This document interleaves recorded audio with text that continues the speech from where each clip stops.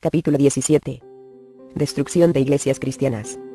Durante mis años en la hermandad me adiestraron cuidadosamente, y yo a mi vez adiestré a otros, en cuanto a cómo infiltrar y destruir las diferentes iglesias cristianas. La meta de Satanás es convertir toda iglesia cristiana en una iglesia como la de la Odisea que se describe en Apocalipsis las 3 y 15-16. Yo conozco tus obras, que ni eres frío ni caliente. Ojalá fueses frío o caliente. Pero por cuanto eres tibio, y no frío ni caliente, te vomitaré de mi boca. Son iglesias llenas de gente pasiva que nunca se molesta en estudiar la Biblia, que tienen apariencia de piedad, pero niegan la eficacia de la piedad, como bien las describe 2 Timoteo las 3 y 15, y no constituyen una amenaza para Satanás. Se nos enseñó un plan de ataque básico de 8 puntos que podíamos adaptar a cualquier denominación de iglesia a que se nos enviara. El hecho de que la mayoría de los satanistas de más alto rango asisten regularmente a iglesias cristianas no debe sorprender a nadie. Es decir, a nadie que se moleste en leer la palabra de Dios. A los cristianos se nos ha advertido centradamente que los ataques de Satanás vienen desde dentro de las iglesias, especialmente en tiempos de prosperidad. Al despedirse de los ancianos de Éfeso, Pablo les advirtió: y ahora, he aquí, yo sé que ninguno de todos vosotros, entre quienes he pasado predicando el reino de Dios, verá más mi rostro. Por tanto, yo os protesto en el día de hoy, que estoy limpio de la sangre de todos, porque no he rehuido anunciaros todo el consejo de Dios. Por tanto, mirad por vosotros, y por todo el rebaño en que el Espíritu Santo os ha puesto por obispos, para apacentar la iglesia del Señor, la cual él ganó por su propia sangre. Porque yo sé que después de mi partida, entrarán en medio de vosotros lobos rapaces, que no perdonarán al rebaño. Y de vosotros mismos, se levantarán hombres que hablen cosas perversas para arrastrar tras sí a los discípulos. Por tanto velad, acordándoos que por 3 años, de noche y de día, no he cesado de amonestar con lágrimas a cada uno. Hechos las 20 y 25-31, porque estos son falsos apóstoles, obreros fraudulentos, que se disfrazan como apóstoles de Cristo. Y no es maravilla, porque el mismo Satanás se disfraza como ángel de luz. Así que, no es extraño si también sus ministros se disfrazan como ministros de justicia, cuyo fin será conforme a sus obras. 2 Corintios las 11 y 13-15, porque algunos hombres han entrado encubiertamente, los que desde antes habían sido destinados para esta condenación, hombres impíos, que convierten en libertinaje la gracia de nuestro Dios, y niegan a Dios el único soberano, y a nuestro Señor Jesucristo. Judas 4. Estos pasajes dicen con gran claridad que los ataques de Satanás surgirán de dentro de las iglesias. No estamos tratando de iniciar una cacería de brujas. Nuestro deseo más bien es dar a conocer las principales tácticas de Satanás, para que podamos frenarlas dentro de nuestras propias iglesias. Cada individuo tiene la responsabilidad ante Dios de estar vigilante, de leer la palabra de Dios, la Biblia, y estudiarla en oración, de escuchar atentamente lo que se enseña en la iglesia. Cualquier enseñanza que no esté de acuerdo con la palabra de Dios hay que combatirla, no importa quién la esté presentando. Pero hay que combatirlas en amor, suave pero firmemente. Pablo dio un consejo muy bueno a Timoteo en cuanto a esto. No reprendas al anciano, sino exhórtale como a padre. A los más jóvenes, como a hermanos. A las ancianas, como a madres. A las jovencitas, como a hermanas, con toda pureza. 1 Timoteo 5:2.1. El verbo exhortar implica ardor, súplica. Es implorar con respeto. Nunca olvidemos que Jesús los ama y murió por ellos tanto como por nosotros. Nuestro propósito no es desenmascararlos, sino controlarlos y conducirlos a la salvación. No olviden mi propia experiencia. La pequeña iglesia que me enviaron a destruir sabía que yo era bruja, pero no me desenmascararon en público ni me desafiaron. Si lo hubieran hecho me hubieran matado inmediatamente. No, ellos me dieron amor, me controlaron para que no pudiera introducir doctrinas destructivas, y estuvieron orando por mí hasta que me convertí. Estos son los 8 puntos básicos de ataque que Satanás enseña a sus siervos, para que destruyan iglesias cristianas. Lo primero que un satanista debe hacer es hacer una confesión de fe. Debe fingir que es salvo para ganar credibilidad ante la gente de la iglesia. En las iglesias que hacen llamados para que pasen al altar, la persona pasa al frente, por lo general con lágrimas, y finge obtener la salvación.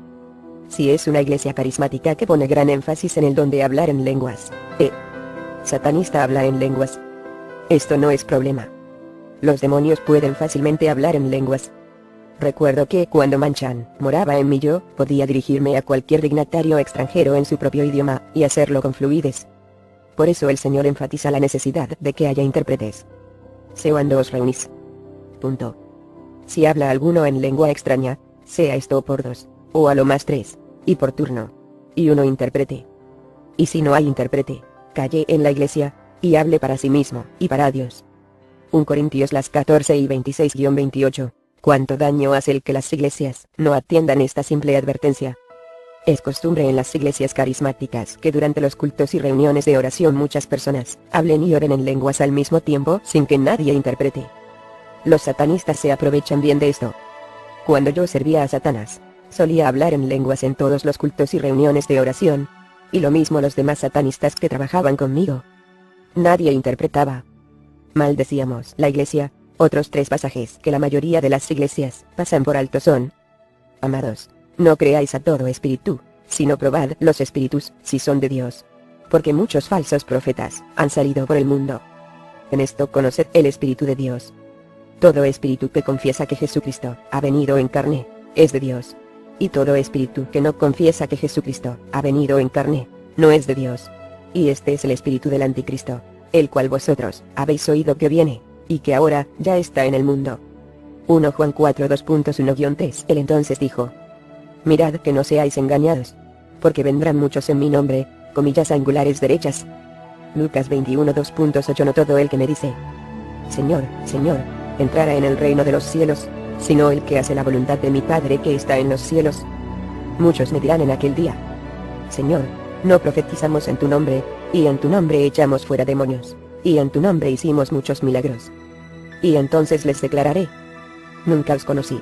Apartaos de mí, hacedores de maldad. Mateo, las 7 y 21-23. Esto parece ser una de las cosas que causan gran confusión entre los cristianos. Los satanistas pueden utilizar el nombre de Jesús, y lo hacen. Pueden enseñar y predicar de Jesús, pueden usar el nombre de Jesús en sus oraciones, etc. Los pasajes de Lucas y Mateo que citamos muestran claramente esto. Lo único que no pueden hacer es pasar la prueba de 1 Juan 4. Ellos no pueden mirarnos a los ojos y decirnos: Jesucristo, que es Dios encarnado, murió en la cruz, y al tercer día se levantó de la tumba, y ahora está sentado a la diestra de Dios el Padre. Ese Jesús es mi Señor, mi Salvador y mi dueño. Puede que digan: Jesús me salvó. Pero, ¿de qué Jesús están hablando? Jesús mismo dijo que muchos vendrían diciendo que eran Él. Puede ser también que lean o reciben alguna confesión de fe en Jesucristo. Ellos pueden leer la Biblia, y lo hacen. Si uno les pregunta si Jesucristo el que vino en carne es su Salvador, puede que mientan y digan que sí. Pero no pueden, con sus propios labios, hacer la declaración que expresamos más arriba. Dios nos dio un modo de examinarlos, queridos hermanos y hermanas en Cristo. Usemos la palabra de Dios. Los satanistas ganan credibilidad dentro de las iglesias cristianas de muchas maneras, según la iglesia. Asisten regularmente. Siempre se puede contar con ellos, para que ayuden en cualquier proyecto. No solo ganan credibilidad de esta manera, sino que también así, conocen a la iglesia y sus miembros. En poco tiempo, saben quién es un cristiano consagrado, y quién no lo es. El dinero es otro buen instrumento. Si la iglesia es grande y rica, ofrendan regularmente, y van aumentando gradualmente sus ofrendas hasta convertirse en uno de los principales contribuyentes. En las iglesias pequeñas, donde casi todos los miembros son pobres, no hacen alarde de tener mucho dinero, pero gradual y cuidadosamente aumentan sus ofrendas hasta que muchos de los programas de la iglesia dependen de sus ofrendas. Claro, la hermandad les da el dinero que ofrendan, y el dinero es dinero. Tristemente esto es cierto aún en nuestras iglesias cristianas. Es raro encontrar pobres en la directiva de la iglesia. 3. Destruir la costumbre de orar orando en todo tiempo con toda deprecación y súplica en el Espíritu, y velando en ello con toda instancia y suplicación por todos los santos. Efesios, las 6 y 18. La meta más importante de los satanistas es destruir la oración en la iglesia. Hay tantos pasajes sobre la oración que ni siquiera pudiéramos intentar mencionarlos todos. Una iglesia fuerte es una iglesia que ora. La oración requiere autodisciplina, y tristemente la mayoría de los cristianos pasan muy poco tiempo en oración. Permítanme contarle la historia de cómo un satanista destruyó el poder precisamente de la iglesia en la que yo fui liberada. A Rebeca y a mí nos parte el alma recordar lo que pasó, pero no logramos que los líderes de la iglesia nos escucharan. Poco después de quedar yo completamente liberada, nos horrorizamos al ver que el sumo sacerdote del inmenso y poderoso capítulo satanista de la ciudad en que nuestra iglesia estaba situada comenzó a asistir a nuestra iglesia. Yo conocía personalmente a aquel hombre y a su familia desde que yo estaba en el satanismo, y él personalmente nos amenazó a Rebeca, y a mí en más de una ocasión. En menos de 2 años, aquel hombre y sus colaboradores destruyeron completamente aquella maravillosa y poderosa iglesia. Muchas veces Rebeca y yo suplicamos con lágrimas al pastor y a algunos de los ancianos que frenaran lo que estaba pasando en la iglesia, pero no nos hicieron caso. No podíamos acusar a Roy, no es su verdadero nombre, de ser satanista porque, claro está, no teníamos pruebas. Hubiera sido su palabra contra la nuestra. Pero en más de una ocasión, tratamos de mostrarle al pastor y a un par de ancianos que el fruto de aquella vida no se conformaba a las escrituras. Esto fue lo que hizo. Roy era muy rico. Se hizo miembro de la iglesia poco después de comenzar a asistir. Afirmaba estar bien cimentado en su conocimiento de la Biblia, lo cual era cierto. Ofrendaba grandes sumas de dinero, asistía a todas las reuniones y actividades, y se unió al coro. En aquel tiempo nuestra iglesia tenía cultos de oración en extremo poderosos todos los miércoles en la noche. Todas las semanas de 200 a 300 personas asistían y oraban como un cuerpo unificado. Teníamos cultos de oración tan potentes que el poder del Espíritu Santo literalmente sacudía el edificio. Aquella gente tomaba en serio la oración. Como era de esperarse, la iglesia comenzó a crecer enormemente. Su membresía subió de 300 a más de 1000 en menos de un año. Es un momento sumamente peligroso para cualquier iglesia. El pastor y los ancianos ya no podían conocer personalmente a todos los miembros. En vez de dividir la iglesia para formar una iglesia hermana y reducir el número de miembros a una cantidad manejable, ampliaron el edificio, y la iglesia siguió creciendo con rapidez. Todos pensaban que estaban siendo muy bendecidos por Dios, y era cierto. Pero muchos de los recién llegados eran satanistas que se hacían pasar por cristianos. No habían pasado 6 meses de haberse unido a la iglesia cuando Roy pasó al frente y le dijo a la iglesia que Dios había puesto en su corazón una gran carga por los Estados Unidos. Dijo que Dios quería que los hombres de la iglesia vinieran un mediodía a la semana a pasar 1 hora en oración por el país. Estaba dispuesto a dirigir tal grupo. Todos pensaron que era maravilloso, y Roy adquirió relevancia en la iglesia. Un par de meses más, y 10 hicieron anciano, y poco después, lo eligieron miembro de la junta de directores. A los 4 meses de fundar el grupo Oremos por la Patria, lanzó la segunda parte de su ataque. Junto con su esposa y otros 20 miembros del coro, le dijeron en medio de lágrimas al director del coro que no podían seguir en el coro, porque les estaba robando demasiado tiempo del que tenían que pasar con sus familias. Afirmaron que les era demasiado asistir al culto de oración nocturno de los miércoles y luego ir a los ensayos del coro. No tengo ni que decir que al poco tiempo el director del coro pidió permiso a los ancianos para tener los ensayos durante el culto de oración. Claro, orarían por su cuenta antes del ensayo. Los ancianos estuvieron de acuerdo, y los 20 miembros volvieron al coro. El primer ataque había sido un éxito. Como el coro era grande, una buena parte de los miembros de la iglesia dejaron de orar y de beneficiarse de aquellos poderosos cultos de oración. La mayoría de los miembros de la iglesia comenzaron a preguntarse si el culto de oración de veras era de tanta importancia. Como al mes de la victoria con el coro, Roy lanzó otro ataque en una reunión de ancianos y miembros de la directiva. Les dijo que dado el rápido crecimiento de la iglesia, no se estaba dedicando suficiente tiempo en enseñar a la gente a crecer en el Señor y a hablar del Evangelio. Dijo que la escuela dominical no podía hacer ese trabajo. Señaló también que la gente ya no se conocía entre sí como cuando la iglesia era pequeña. Todo lo que decía era válido. Pero su solución al problema era suspender el culto de oración grande y dividirse en pequeños grupos de discipulado donde pudieran ser enseñados individualmente a crecer y evangelizar, y donde a la vez se conocerían mejor. El pastor, los ancianos y la junta de directores se tragaron el anzuelo, el hilo y la plomada. La reunión de oración fue desmantelada y se formaron pequeños grupos de discipulado. Por supuesto, encargaron a Roy la formación de los grupos. Las personas que escogió para que los dirigieran eran casi todas satanistas. La oración y el poder de la iglesia fue destruido. Rebeca y yo fuimos llorando a hablar con el pastor y algunos de los ancianos. Quisimos mostrarles Biblia en mano que aquellos poderosos cultos de oración eran la espina dorsal de la iglesia. No quisieron escucharnos. De todos escuchamos la misma excusa. Nadie mejor que Roy conoce la importancia de la oración. Vean cómo comenzó el grupo Oremos por la Patria. Muchos de los mejores cristianos de la iglesia pronto se fueron a otras iglesias. Como al año, la iglesia estaba en ruinas. El pastor se desalentó y renunció. Los más antiguos y más fieles miembros de la iglesia se fueron, y el poder también abandonó a la iglesia. ¿Ve qué fácil es? ¿Ha pasado o está pasando esto en su iglesia? No se vaya de la iglesia. Póngase de pie y luche contra Satanás. Restituya la oración en su iglesia. Una vez que la base de la oración ha sido destruida, los satanistas pueden hacer 10 que se les antoje. Una de las cosas más fáciles es echar a correr rumores. El chisme es un instrumento de primera para Satanás. Poca gente tiene fortaleza para pasar por alto un rumor que ha escuchado. Los satanistas pueden destruir con facilidad la credibilidad del pastor y de los verdaderos cristianos en una iglesia valiéndose de rumores. Exhortamos a todos los líderes de iglesia a que tengan mucho cuidado. Nunca vayan solos a la casa de un miembro del sexo opuesto a ayudar o a aconsejar. Pueden enredarlo fácilmente. Aun cuando uno no haga nada indigno o incorrecto, ¿quién puede demostrarlo? Muchos pastores han sido destruidos por esas trampas. 1 Tesalonicenses 5:22 dice: apartaos de toda especie de mal. Los cristianos harían bien en seguir fielmente lo que dice ese pasaje. Como maestros pueden hacer un tremendo daño. ¿Sabe usted realmente cómo anda con el Señor, su maestro de escuela dominical? ¿Sabe bien lo que están enseñando a sus hijos o a los demás?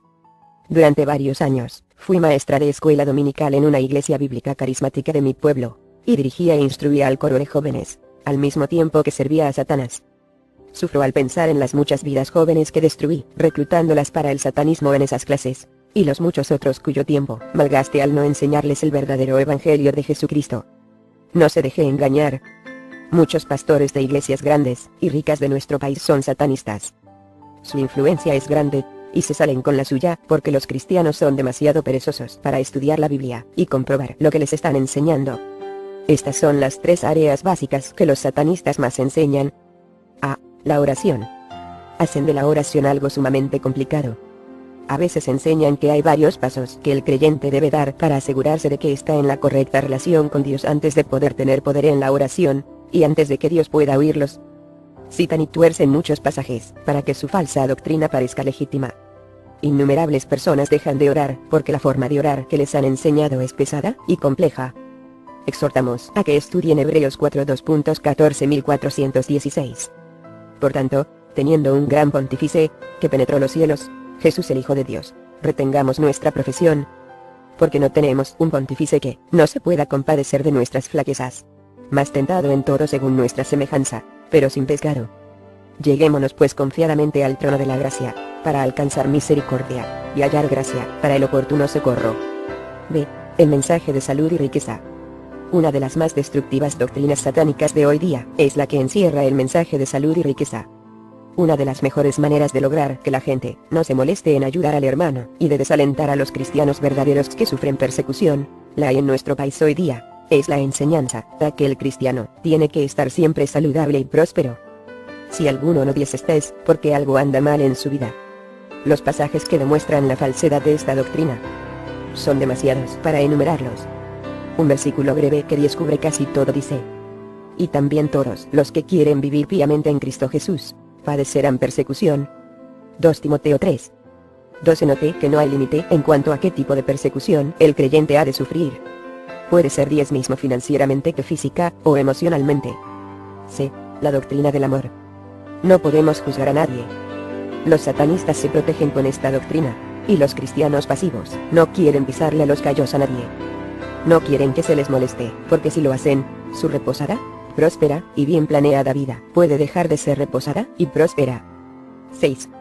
Destruir la unidad familiar. Satanás sabe que, si logra romper la unidad de las familias, rompe también la unidad de la iglesia y, añadiría yo, de nuestra nación. Los satanistas que están en las iglesias luchan por separar las familias. Comienzan todo tipo de programas para adolescentes, intermedios y preescolares.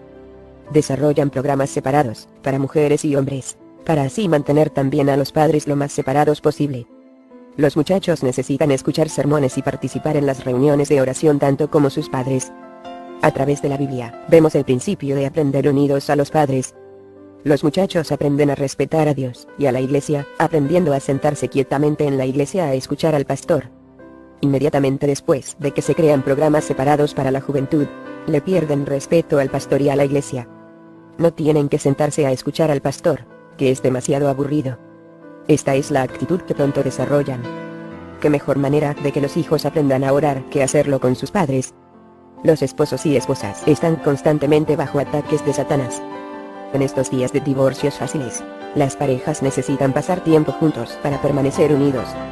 Separarlos en la iglesia, así como retiros, etc., es un gran paso para crear separación entre esposos y esposas. 7. Impedir toda enseñanza precisa sobre Satanás, porque no seamos engañados de Satanás, pues no ignoramos sus maquinaciones.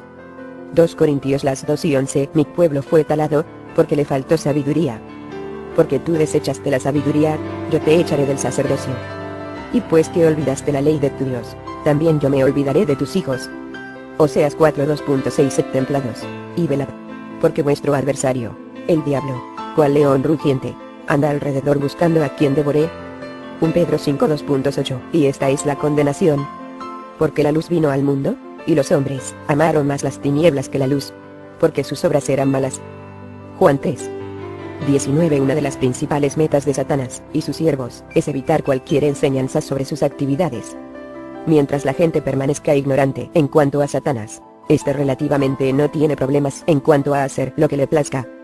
A los satanistas se les ordena siempre impedir cualquier enseñanza sobre Satanás en las iglesias a que asisten.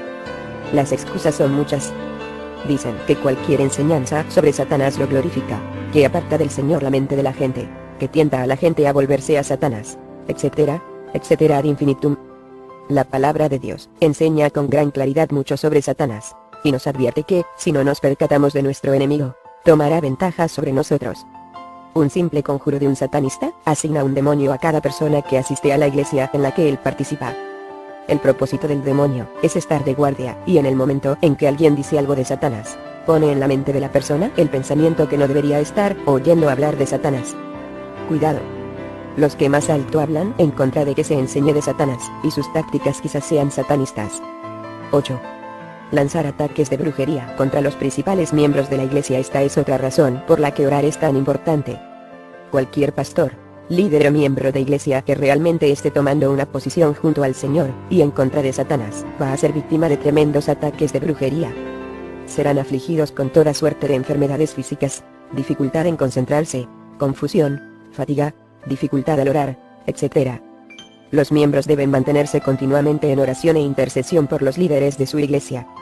Cuando se pierde la base de la oración, el pastor y los líderes tienen que enfrentar solos estos ataques.